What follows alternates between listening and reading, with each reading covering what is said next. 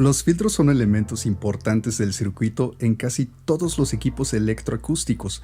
En contraste, la moderna teoría de filtros es una disciplina matemática muy amplia y complicada que queda fuera del ámbito de este video. Por lo tanto, en lo que los propios sistemas de filtros se refiere, deberá consultarse la literatura especializada, añadiendo además que la técnica informática representa un medio auxiliar muy importante en este punto. Por consiguiente, debemos considerar aquí los filtros desde la perspectiva del usuario y proporcionar una visión general desde los distintos tipos de filtros con sus características y describiremos el modo en el que se clasifican. Tipos de filtros clásicos. Se trata del filtro de paso alto, filtro de paso bajo, filtro de paso de banda y filtro de banda eliminada. El filtro de paso alto. Este filtro permite el paso de altas frecuencias pero atenúa las bajas. El filtro debe su nombre a que deja pasar las frecuencias altas por la pendiente de la curva del filtrado, fuera de la zona de revisión. Filtro de paso bajo. Este filtro permite el paso de bajas frecuencias pero atenúa las altas. Aquí también se utiliza la división de primer orden y superiores. Filtro de paso banda. Permite el paso de una banda de frecuencia determinada, pero amortiguando las demás frecuencias. Este filtro se puede concebir como un filtro de paso alto y un filtro de paso bajo integrados. Este tipo de filtro se puede encontrar en los ecualizadores gráficos y paramétricos. Filtro de banda eliminada. Este filtro absorbe un rango de frecuencias determinado, pero permite que pasen las frecuencias fuera de esta gama. Este filtro también se encuentra en los ecualizadores gráficos y paramétricos. Un filtro especial de banda eliminada es el llamado notch, que tiene un patrón muy estrecho y profundo. Se trata de un ancho de banda de pocos hercios y una atenuación que va de los menos 20 a menos 40 decibeles. Este filtro se utiliza para eliminar una determinada frecuencia del espectro, por ejemplo un zumbido o una frecuencia molesta. Si el filtro es muy pronunciado, la intervención no es audible en el espectro total. El factor Q. Para filtros de órdenes más altos suele aparecer en torno a la frecuencia de corte una elevación. La elevación se caracteriza por el denominado factor Q, en el cual un factor Q alto significa una forma de onda alta y estrecha, un factor Q una forma de onda amplia, más suave. El factor Q se incluye como un parámetro independiente en los ecualizadores paramétricos. A continuación, un resumen de la serie de los tipos de filtros más utilizados en la práctica, todos ellos caracterizados por llevar el nombre de su inventor. Es muy útil estar familiarizado con la terminología a la hora de discutir o seleccionar un filtro.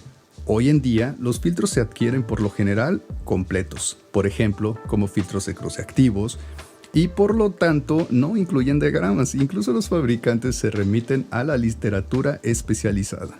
Lo siguiente es aplicable tanto a los filtros activos como a los pasivos. Partimos de los términos paso alto y paso bajos, además de los órdenes de los filtros. 1. Primer orden, equivale a 6 decibeles por octava. 2. Segundo orden, equivale a 12 decibeles por octava. 3. Tercer orden, equivale a 18 decibeles por octava. Esto también nos habla de la capacidad de atenuación del filtro cuando se sobrepasa la frecuencia de corte. Los problemas comienzan ya con el filtro de segundo orden, que en torno a la frecuencia de corte o crossover presenta jorobas en el patrón de frecuencia y por lo tanto también en el patrón de fase. No se puede evitar, pero los problemas se pueden minimizar. En realidad, se puede elegir de entre diferentes males, por decir algo. Ellos no pueden evitar todos al mismo tiempo y cuanto más alto sea el orden del filtro, tanto mayor será el problema. Filtro Butterworth. Son filtros de segundo orden, con un patrón de frecuencia más plano. Todos los filtros de orden superior con el patrón de máxima liberalidad se llaman filtros Butterworth, y la atenuación de frecuencia de corte es siempre de 3 decibeles. Chebyshev. Si se desea una curva pronunciada en el patrón una vez superada la frecuencia de corte, se puede optar por el llamado filtro de Chebyshev. El precio del corte más pronunciado son los rizos, es decir, jorobas en el patrón de la zona de transición del filtro. A mayor corte, mayor rizo. Bessel.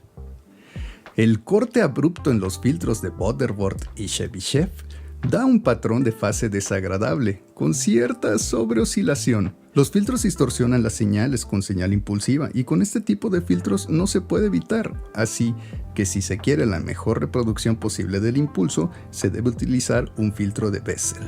Linkbits-Riley. Este tipo de filtro está desarrollado específicamente como filtro de cruce para sistemas de altavoces de varias vías.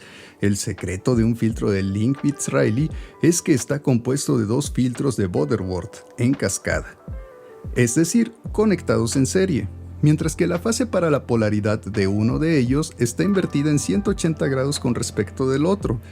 De esta forma, se elimina la distorsión de fase para todo el filtro.